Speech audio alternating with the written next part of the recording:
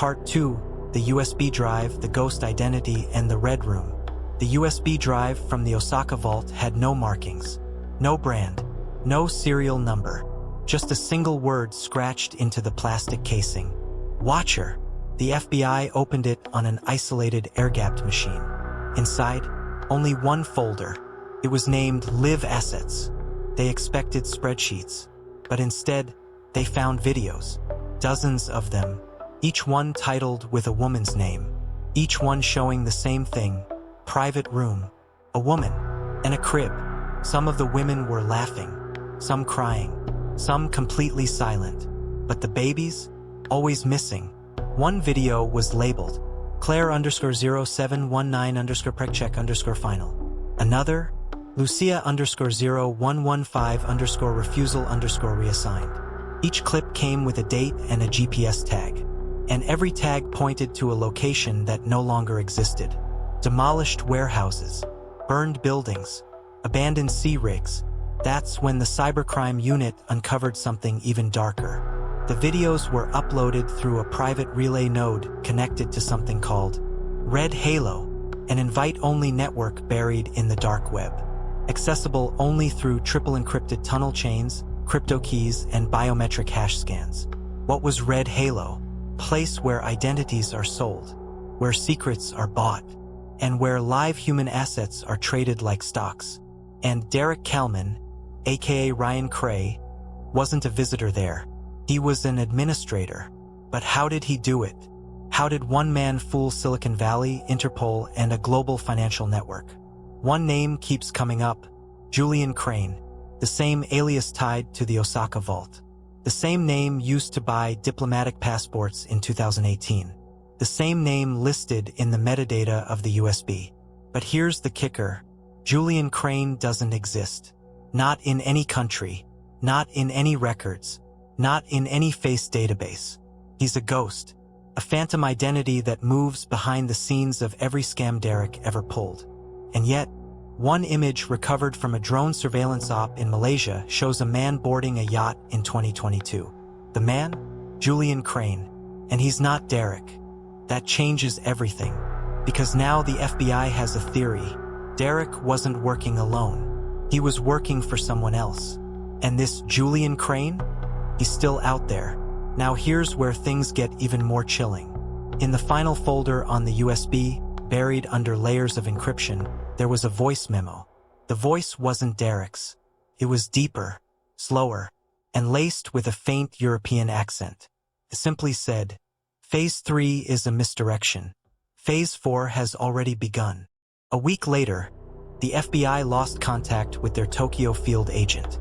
He was last seen outside a biotech lab tied to a fertility clinic. That doesn't exist on paper. And then, a new file was uploaded to the Red Halo server, titled Subject_7_Awakening. The thumbnail? A baby monitor feed. But not just any baby. A baby wearing a biometric ankle tracker used only by intelligence agencies. And behind the crib, a man in a white coat, wearing Derek's face. Except Derek is still in custody. Isn't he? The footage from Red Halo was undeniable. There, in 4K clarity, was a man wearing Derek's face, rocking a baby to sleep inside a sealed clinical room. Only, Derek was still in US federal custody. That's when Homeland Security confirmed it. The ankle monitor on Derek had stopped transmitting for 4 hours the night before. But how? Flashback. 2 months earlier, a biotech lab in Estonia burned to the ground. Official story: faulty wiring. But recovered surveillance showed Derek entering the lab, and 2 Dereks leaving. The lab belonged to a defunct company called Neuropath, a DARPA-affiliated research firm allegedly shut down in 2018 for unauthorized genome acceleration. Translation: human cloning. Then came the real twist. A whistleblower inside Red Halo leaked a classified chat log.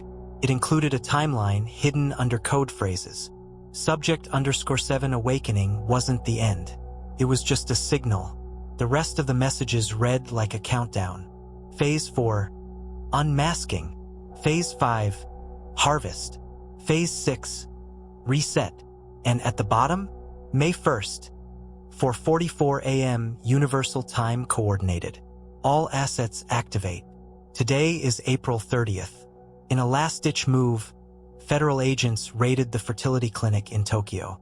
It was underground. No signage. No patients. Just one cold, white hallway with 7 sealed doors. Inside each room, a baby, each in a crib, each wearing a biometric tag, each with a screen overhead showing blood data, brainwave activity, and a photo of a woman who no longer exists.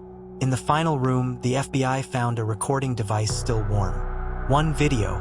It showed Julian Crane standing behind glass, speaking to someone off-screen. He smiled and said, "The world thinks he was just a scammer, but he was a test. The next ones, they don't need to lie. They're built to rule." Then came the global pings. Satellite signals lighting up across Zurich, Buenos Aires, Lagos, Seoul. All tracked back to biometric monitors. All tracking children born in the last 7 years. All synced to Red Halo's master server. And one final update flashed on screen. Asset network. Online. That's when the power cut out in the FBI control room. And every screen displayed the same countdown. 4:44. 4:43. 4:42. Somewhere deep in the dark web, Julian Crane uploaded a final video. He wasn't hiding anymore. No mask. No fake accent. Just a direct message to the camera. "You focused on the fraud. We built the future. And your children, they'll call us father." To be continued, if there's still a world to watch it. Bell, if that shook you, subscribe right now.